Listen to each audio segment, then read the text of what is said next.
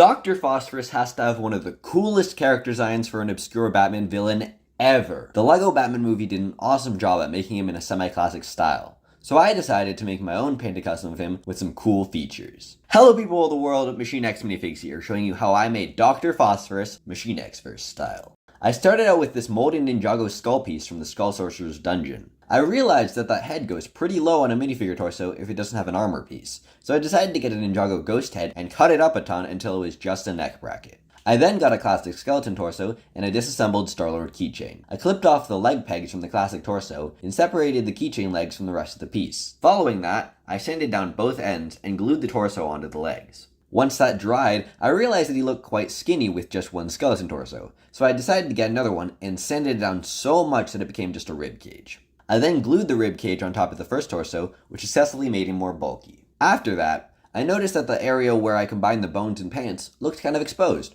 so I had the idea of carving out the inside of this black Batman utility belt and gluing it on right around the skeleton hips, which fit perfectly. Next, I took off the black keychain legs and replaced them with these trans lime green Ninjago ghost legs. I then painted his pants on in black so his feet could still be translucent. Once that dried, I decided I really liked how the trans lime green looked, so I cut up these Ninjago blade pieces I got from the Gamer's Market and glued them onto his back so that the torso could have that toxic green glow in between the ribs. I then got two black skeleton arms, cut off the hands, and actually glued cut-up minifigure hands onto the ends of the skeleton arms. I then glued cut-up trans lime bits of these ghosts onto the side of his arms to give him that toxic flame effect. Later, I covered the entire torso in black and sealed that over once it finished drying. I then mixed together yellow, green, and glow-in-the-dark paint to add that fiery chemical feel to his arms, hips, torso, and back of his head. And now, the moment you've all been waiting for, the demonstration. Here's how he looks with a light source directly behind him.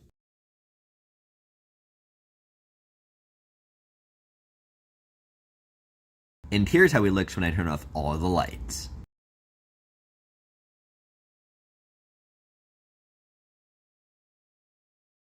If you want to see more LEGO Batman custom showcases from me, click right here and I'll see you there.